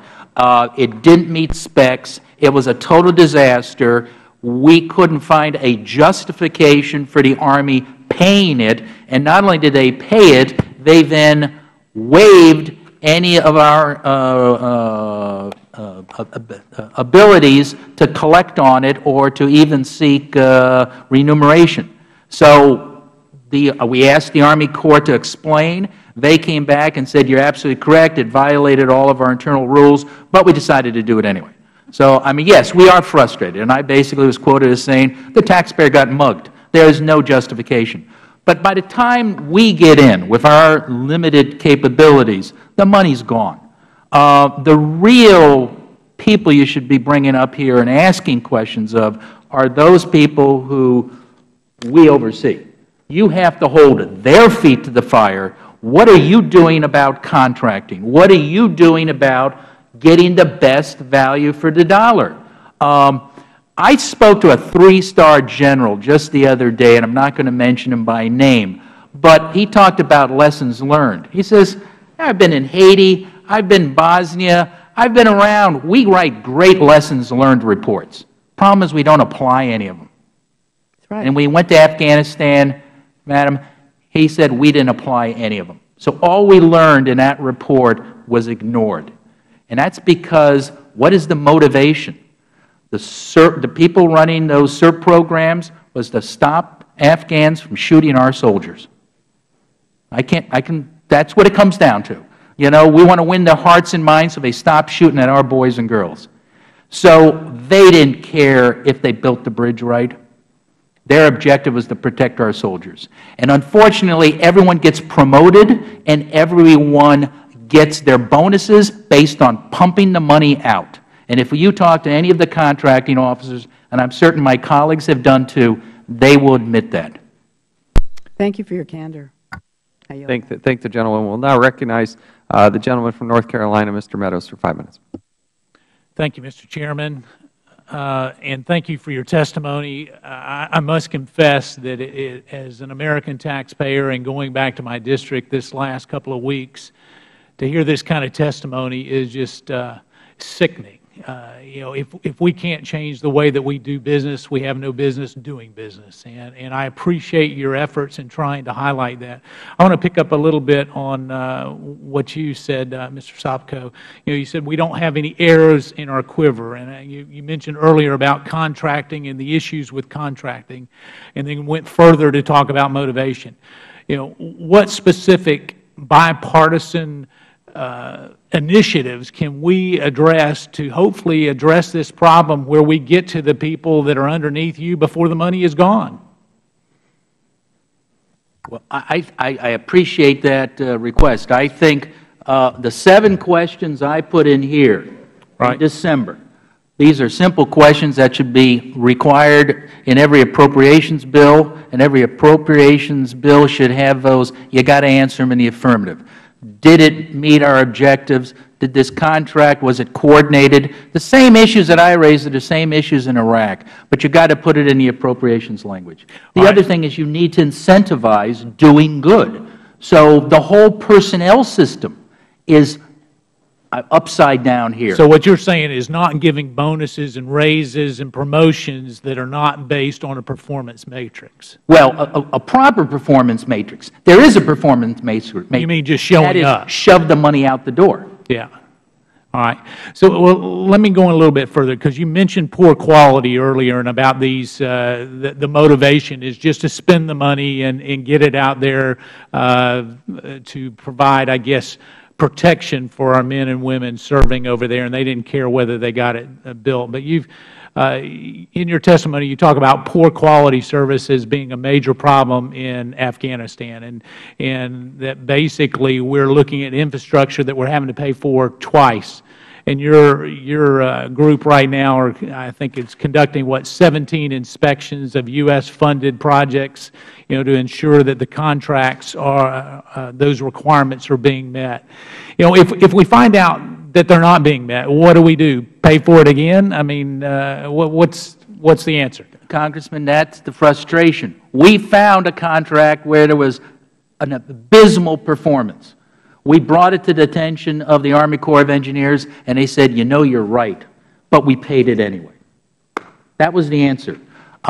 You may want to ask the Army Corps, what is the incentive? Here's a question. Has anyone been fired for all of the problems we identified, the SIGAR identified, the DoD IG identifies? Very rarely. So you're not aware of any terminations because of poor performance in those groups that you're not that I know of. The only ones that get terminated are the ones I indict and convict. But other than that, other than going to a Federal penitentiary, I can't get anybody terminated. So do we address this through contract changing in the way that we contract, where there's penalties and severe penalties with that? You know, I believe you need to do that, and you need to do a top-bottom review. Now, I remember here when President Reagan imposed over DoD, because of the expenditures we were making under his tenure and the problems that came out under contracting at that time. I was working for Sam Nunn at the time. And they tried to institute a career procurement corps, a procurement corps where you could advance and you could do a lot better, and you had trained and it was motivated. I'm not saying it was perfect, but at least we did that. Now, we've just gone through Iraq. We're going through Afghanistan. We've spent billions. And this applies not just to DoD. It also applies to aid. I don't think there's much of a procurement corps anymore. And is this not correct, that we have one group handling one part of that process and another group that's actually doing the purchasing? So you have one group that bids it, the other one that actually acquires it? I think you're absolutely correct. And neither of them are in Afghanistan. Sometimes we're talking about contracting officers here in the United States who've never seen the facility they're building. And I think the point our colleague from Iraq said, no one ever goes out and sees if the building is still there. Now, I add to that, the extra concern is my people won't be able to get out there, nor will my colleagues' people be able to get out there to check those sites unless we have the security. So That is something you have to consider. Are we going to spend billions of dollars on facilities that right now no U.S. government official will be able to check? If you feel we should, then continue the way we're going. Well, I think it's unanimous that we shouldn't. Thank you. I yield back. Thank the gentleman. Now recognize the gentlewoman from Illinois, Ms. Duckworth, for 5 minutes. Thank you, Mr. Chairman. So, Mr. Sopko, I am just absolutely disgusted by what I'm hearing today in terms of the lack of accountability, the lack of disbarment, the lack of acknowledgement and follow-through on each of the IG's recommendations to the various branches in the government. Well, I want to sort of drill down a little bit, and I'm going to actually, I'm on Armed Services. I'm going to be talking with the new Secretary of Defense here this week, and I will ask him about why have we never fired a single military officer over some of these issues. But I want to look at the contractor piece of things right now. Mrs. Sopko, you talked about an Afghan contractor who was referred for debarment, who had failed to install grates to cover roadside drain pipes to prevent insurgents from planting IEDs. I go to Walter Reed on a regular basis to visit amputees. There's 3 quad amputees there right now. I want to be able to look those young men in the eye to say, I am doing something about it to try to make this better. Let's talk about not the Afghan contractors, not the Iraqi contractors, but let's talk about the American contractors. When I served in Iraq in 2004, we were held hostage. The troops were held hostage by KBR, who had overcharged the United States Army more for food that they never gave in the dining hall contract for the troops. They were charging the Army for meals they never served, and the Army went after them for that and refused to pay the bill. They held the soldiers hostage. We were not fed for literally weeks. We were given what we called rainbow meat, and we all know what rainbow meat is.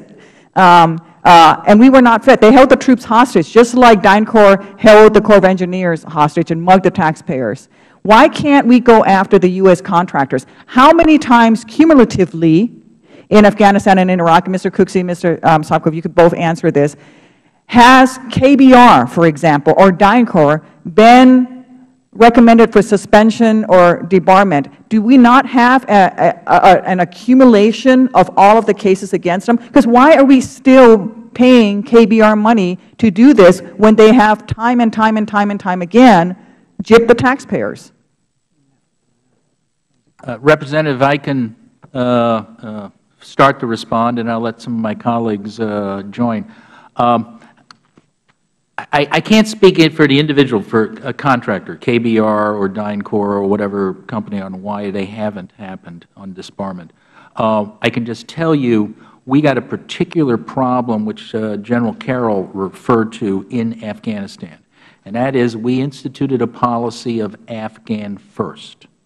So most of our primes and almost all of our subs are Afghan or non-U.S. contractors. And the reason I mention this, and General Carroll referred to that, is how do you prosecute them? I can't prosecute them in U.S. court. I have to deal in Afghan court. Now, you talk about, those of you who are lawyers, if you ever practice in Afghan court, it is unbelievable. Money is the rule. Now, just so you know, we are trying to prosecute people. The 2 contractors who were involved in the negligence that led to the death of those American troops, we're prosecuting them. We actually convinced an Afghan prosecutor to arrest them. So we're doing it, but it's extremely difficult because of the Afghan first policy. It's an unintended consequence. Now, we back up. Where we find people to disbar, we will do it. But as I told you, we even found 43 of them who were tied to the al-Qaeda, who were tied to terrorists, and it wasn't my colleague who's in the IG's office who didn't handle this. There's an office, a very small office, which didn't think it was important to go and review the classified files. So it is frustrating. I can't speak for if there's a case against XYZ company. If there is, we will pursue it, and I'm certain my colleagues will. Before your colleagues respond, I'm just going to follow up on that with the Afghani. So you talk about let's stop this before the money goes out the door. Do we have a system in place to look at all of the Afghani potential primes to make sure that they are not all relatives of President Karzai and his family members? As my colleague from Utah said, this is the most corrupt country. And do we have a way to? I am so glad you asked that question, because we don't have a list of all the contractors in Afghanistan. We definitely don't have a list of all the subs. And it was only last week, or was it 2 weeks ago, I finally threw up my arms and said, we are sending a request, and it was the request from hell to each one of these government agencies operating, give me a list of every prime and every sub. We don't have that list. AID comes the closest, but they have the list of the primes. So we couldn't even if there was a sub that hurt you in your camp, then went to another camp, then went to another camp, there was no central database to link Abdul Inc. or Host Trucking or whatever the name of the company is. I allude to Mr. Tierney about his interest in that. We didn't have the list. The people in Afghanistan didn't have that list. So we're going to try to finally get a list. GAO has been screaming about this for years. We don't know who we're even contracting with in Afghanistan. I'm out of time, Mr. Chair. Can I just, would you not just let the others answer the question about the U.S. contractors? Is there a list of all of the times that KBR or Halliburton or Dynacor or any one of these folks have been found to have mismanaged or misused or overcharged contracts? And why do we not know what that amount is? Where you have different, obviously different accounts that are paying for these contracts, which makes it difficult for, like us, SIGAR, to be able to go from reconstruction money that we had jurisdiction over to operations and maintenance funds, which we're not permitted to review. And that's a DoD function to look at. But it all comes back to accountability.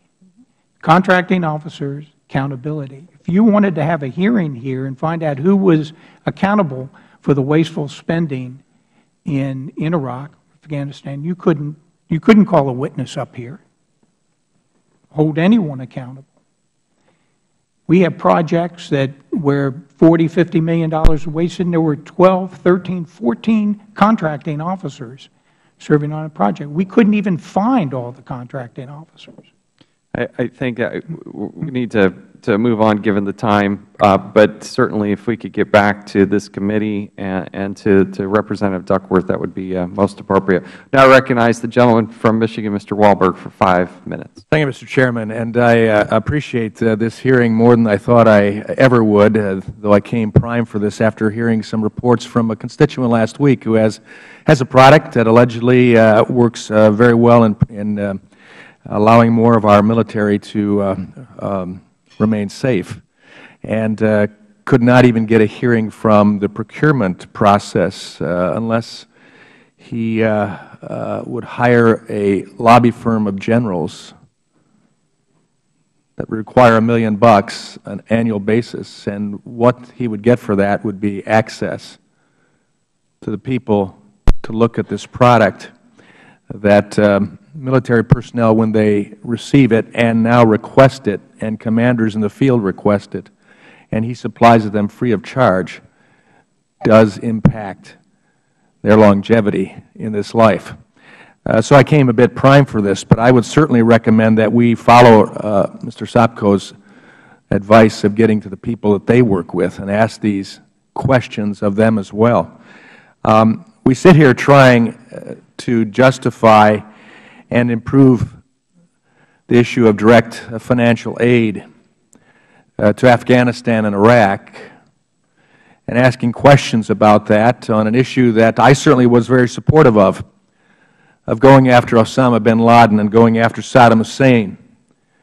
And we achieved that success with them, and rightfully so, in context with the liberty, freedom of our country as well as other freedom-loving peoples.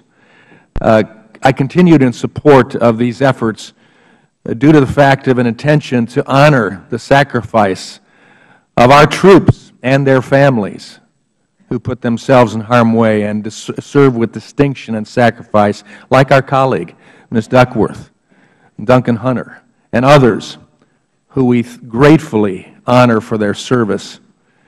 But I've come to an 180-degree turn in my perspective on whether we should continue this effort and spend the resources, but more importantly, spend the blood and sacrifice in a cesspool, couple cesspools in the world right now, not only of Afghani and Iraqi making, but of our own making, and what I hear today. I have come to a point in seeing no need to continue to waste one more thin penny with contractors, national or our own contractors in Afghanistan or Iraq, or working with government leaders in Afghanistan or Iraq, except for the occasional drone strike on a terrorist Taliban or Afghani leader. And then, beyond that, open our arms to Iraqis or Afghani citizens who flee from these two hellholes in the world, with no end in sight of any significant benefit to those Iraqis or Afghanis who get no religious freedom, who get no personal liberty freedom, and yet we continue to dump money without even being able to check out what's going on. So I guess what I would say, and I say this as a minister, I want to see people liberated. I don't think it's happening with our efforts right now. And the corruption, the efforts that we put in place for contracting, which provides great amount of dollars for people who abuse it in many cases that we're hearing today. And so I guess I would ask any of you at the witness table, starting with Mr. Sapko and Mr. Cooksey, would any of you be able to disabuse me of this change in position with what has gone on and continues to go on? Congressman, if you want me to start, that is obviously a personal metamorphosis. I may have a similar metamorphosis. I know I was a bit surprised the first time I went there. But when I was appointed by the President, I was given a mission, and the mission is not to do policy. This is a policy call. My mission, and I think my colleagues' mission as IGs, is we don't do, policy. We don't do aid policy. We don't do foreign policy or military policy. We do process. Well, let me process is what we can. I appreciate that. Let me break in, maybe alter that quickly. Are we succeeding? And is there a reasonable chance for success in Afghanistan or Iraq with present policies in place? And this government is too big and bureaucratic to expect much to change, sadly. Depends how you define succeeding. The way I define it is I take what the administration's goals are, and that is to ensure that Afghanistan does not become a haven for terrorist organizations. It appears we're succeeding. Could we do it better? Could we save the taxpayers money? Yes, and that's why I think we are all here collectively giving our suggestions and advice on that. Mr. Chairman, I thank you, and I will end the questioning here because I think I have the answer. Thank you. Thank you. Now I recognize the gentleman from Massachusetts, Mr. Tierney, for 5 minutes. Thank you, Mr. Chairman. Thank all of you gentlemen for being here today. Look, this is nothing new.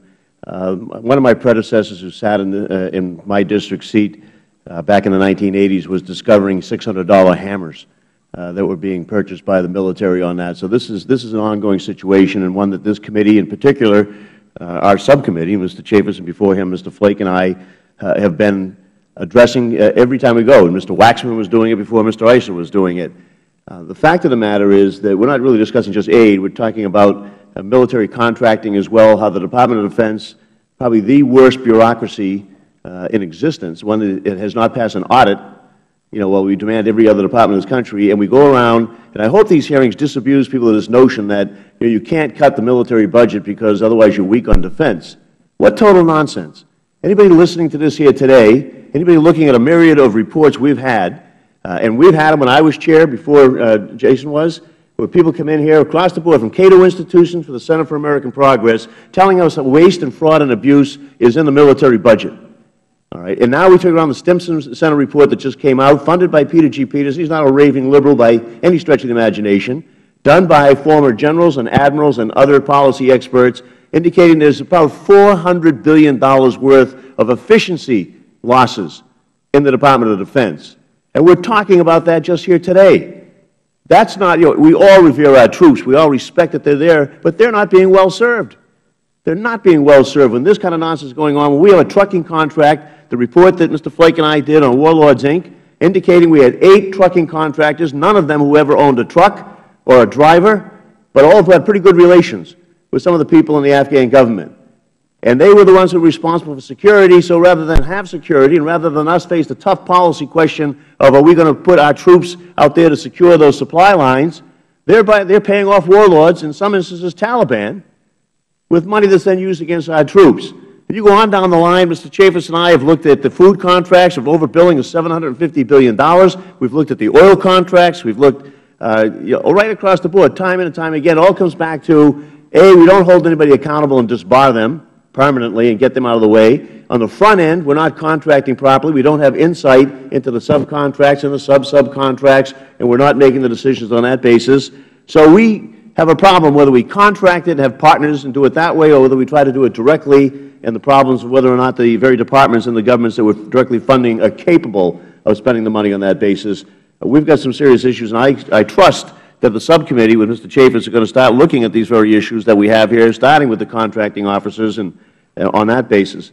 Let me try to just narrow this down a little bit here. We've got a situation where no matter how we do it, if we have contracting going on or if we give it direct aid, we have to somehow have accountability.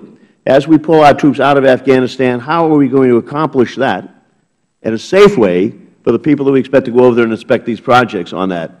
Now, I know that we've talked about setting up all the new process for assessments going in and accountings and audits and all that basis, but when we try to determine whether or not the project is being built or managed or whether or not it's being done properly on that, how do we get that answer now? I'll start with you because you've done a good job of bringing this to our attention of late. What are we going to do? How do we secure that?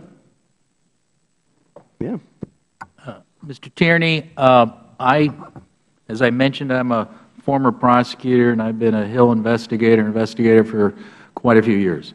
The gold standard is always a U.S. government employee kicking the tires. You have to have somebody put eyes on the project. That means, number one, we have to have security. When I travel, when my people travel, when any of the IGs here travel, we have to have security. So if I can just interrupt, so that means we have to determine whether or not we have confidence in the Afghan National Security Forces to secure our personnel going to inspect whether or not our money is being well spent. Mr. Tierney, we have no confidence. I would not place the life of one of my people under ANSF, nor would anybody else at this table, nor would anybody use the security firms that are now reporting to the Afghan ministries to protect our people, nor can we, because we all fall under Chief of Mission rules, and Chief of Mission rules says you can't. So what that means, we either have to have U.S. troops or international troops, and that's being cut back, or we have to build up the RSO, Regional Security Office capability, which you all know about. So when we are doing our audit on planning for the drawdown, what we are looking at is, have we considered the security implications of the drawdown in U.S. troops? So that's a key point. If we don't have the RSO budget big enough to support oversight, then the question comes down to, do you want to spend the money for a building, for a school, for a clinic, for anything, and you'll never have an American citizen see it? Thank you. Thank you. My understanding is the RSO budgets in Afghanistan are being cut, so the assets and the resources there in Afghanistan for the RSO is maybe we can use some of the wasted money that we're talking about here to do something. Amen. Amen. We'll now recognize the gentleman from Georgia, Mr. Collins, for 5 minutes. Thank you, Mr. Chairman. For 2 days, I've sat in this chair. And yesterday on a report from the GAO discussing waste from everything of catfish inspections to everything else, to today hearing about monies that is wasted. And many times what I've been hearing, I'm a freshman and here coming from the state of Georgia and seeing what is going on here, it is very frustrating. And there's so many articles done by people inside the Beltway on why is America frustrated. You see it here today. You saw it yesterday. They do not understand why this cannot be stopped. Ms. Hogan, you made a comment earlier about the Kabul bank audit and that issue, and you made a comment after the question that said that the money had to come from somewhere. That you said it had to come from somewhere and probably did. I'll tell you where it came from. It came from right here. It came from everybody in the U.S. who pay their taxes, who go on. That's where the money came from. And for us to continue this process is just insanity. It's just continuing. But we have to also find how do we fix it. We can rant about it all day long, and we've done a pretty good job of that today. But let's go to the issue. You said contract officers. The issue of the contract officers, and feel free on any of this side, are we lacking training here? Because this is one of the things that we saw yesterday where agencies just didn't want to do it because it was too hard. We can't accept that it's too hard. We've got to do a better job of training. How do we train the officers, and how do we get across that these are things, instead of just pushing the money out the door, that there's a stewardship factor here? Can you address that for just a moment? And anyone that wants to jump in on that. You know, I am going to defer to my colleagues who have more direct experience with the contracting officers in each of our agencies, and then I can comment. Okay. You know. Whoever wants to go. I'll comment a bit. Part of the procurement process, from the time that you let the contract to the time that it's built to the time that you pay the bill, a very important part is a person called the contracting officer representative. The contracting officer representative is the person on the ground who goes back and assures the contracting officer that the work has been done satisfactorily. Now, in many circumstances, I can't speak for other agencies in State, but I know in State we found that contracting officer representatives get this as part of additional duties. It's not a full-time job. Some areas are getting better. Diplomatic security is now in the bigger post having a full-time contracting officer representative. But if you can believe this, you can let the best contract in the world, and most contracting officers are pretty well trained to write good contracts. But unless there is follow-through and see that the work is done satisfactorily by the contractor, it doesn't do any good. I've seen cases where a contractor will come in to a contracting officer representative in Afghanistan with a CD-ROM, or actually in this case 2 CD-ROMs full of bills. And it was our understanding that in that particular case, the contracting officer representative rubber-stamped them without even running the CD-ROM to see what was in it. Let me interrupt you right here. This is where I was wanting to get to at this point. When we see this kind of action, and you made a statement earlier that we've rarely seen a firing here, and you brought this up being a prosecutor, do we need more indictments? I mean, is there just a simple sense of we're misrepresenting money here and using it the wrong way? And I'm not taking away these contracting officers who do a diligent, good job. That's not what I'm trying to say here. But when we find wrong, like the Corps of Engineers, which is one of the reasons I've started a Corps caucus for the Congress, because we've got problems all across the board here. What can we do to fix this? I don't want to sit here for my time, whatever the good people of the ninth let me be here, and simply say, I had great hearings, we kicked the can down the road, and nothing got done. Congressman, I understand your frustration, and as a former Federal prosecutor, I do too. But being stupid or lazy is not a criminal offense. But it's fireable. It is fireable. And that's where the training comes in with supervisors. They've got to know how to say no. And for those who sign the back of the check, they understand that. You're absolutely When you sign the front of the check, you understand that. And that's what we don't have. Yes, thank you, Congressman. Let me just add a few additional thoughts to the issue of contracting officers and corps. I've met with a number of contracting officers and corps across Afghanistan. I think it's important to recognize that, frankly, we started these two contingency operations in Iraq and Afghanistan with a substantially diminished capability to do oversight of contracts. I think the extent of the scope of the contracting that we actually ended up engaging in was even beyond what might have been a robust capability. The training, we didn't have nearly enough contracting officers and corps who usually, as has been mentioned, have this as a secondary or tertiary responsibility after their warfighting and other responsibilities, have not frankly always been professional enough to know what to look for and what action to take. And we have a high turnover of personnel. So when you combine all this in the middle of this war zone, or two war zones, there are many possibilities for slippage and less than full execution of the responsibilities. Well, as being one who's been in that war zone, I understand those capabilities. I appreciate you being here. I want solutions. That's all I'm asking for, and say, how do we move forward on this? And supporting those who are doing it right and getting rid of those who are doing it wrong. Mr. Chairman, I yield back. I thank the gentleman from Georgia. We now recognize the gentleman from Vermont, Mr. Wells, for 5 minutes. Thank you, Mr. Chairman. First of all, I want to thank the Chairman and Mr. Tierney for the work they've been doing over the years, and for the members of the committee who have been working on this. My trip to Afghanistan with my colleague from Wyoming, you know, it's pretty. And I want to thank you. I mean, because you're like trying to look out for the taxpayer dollars, and we've just given you a policy that makes no sense. It's absurd.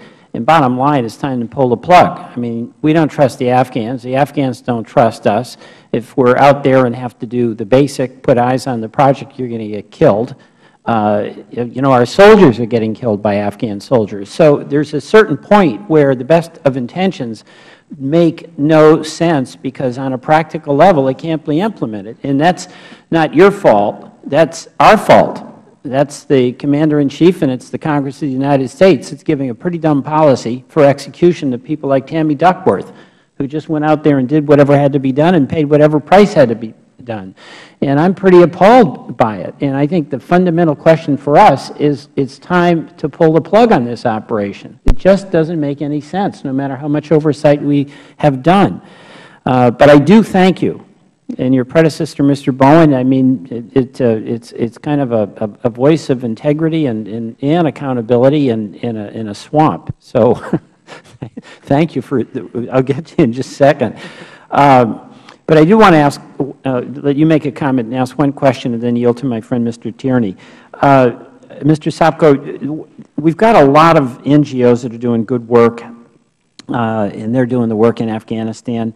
They strongly believe in many of the ideas behind direct assistance, which incidentally I think can be helpful under the right circumstances. And I hope the lesson here isn't that we don't do direct assistance, but we have some realistic assessment of when and where it makes some sense to do it. But those NGOs do believe in a lot of those things like local control and capacity building. Is there anything we can learn from them about how to do this right? Thank you for that question.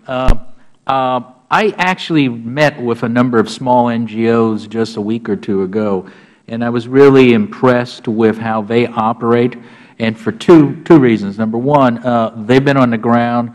Many of them were on the ground even when the Taliban operated. They operated with a very small footprint, very low-key, and I think I was talking to either Catholic Charities or Mercy Corps. They spent a total of $10,000 on security, because they're built into the community, they're part of the community and protected by the community. So one thing we should consider the next time we do one of these things is maybe rely more upon smaller organizations that work with the community. But all of them did raise one issue, and that is, if we do go to direct assistance, don't do it quickly. Think about it. And they cited a number of examples where AID decided to do something in an educational area, and it destroyed the program because apparently they wanted to get so much money onto direct assistance, so they decided to do it. And they wrote a very interesting white paper on it. It dealt with the Partnership for Advancing Community Education in Afghanistan, where they didn't know why it had to go on direct assistance, but as a result of it, it was destroyed. Okay. I'm going to thank you very much. I want Mr. Cooksey to be able to get a response in, but first I want to yield the balance of my time to Mr. Tierney. But please let Mr. Cooksey make his point. Will do. Thank you. Mr. Zucker, I just had a quick follow-up on that. You had indicated that USAID has conducted evaluations of the various Afghan ministries to determine their capacity to manage programs, correct? That is correct. You said you had copies of those assessments and they raised some serious red flags? That is correct. Will you be willing to provide those evaluations to this committee? I would be willing to, but I was instructed by the AID not to provide them to you. All right. Are they classified documents? Well, retroactively, after we found them, they classified them SBU, but as far as we can tell, there's nothing classified in them. Mr. Carroll, you know anything about this? I do actually. I ran into the legal counsel yesterday in the hall, and she had said that John had asked her for the documents, and they did give them the documents. I don't know about not providing them to Congress. I thought that you all had an agreement with the agency that they would provide IPR documents to you under certain conditionality, so I'm surprised that they had said that, but I don't know that for sure. Well, so I suggest, Mr. Chairman, we have some work to do here. That should be something we can work out with the administration so that this committee can continue to do its work and have access to those documents. If I can add, Mr. Tierney, we were told, I was told by a senior aid official when I was in Afghanistan when I discovered these things, that they were sensitive, but they were mainly embarrassing.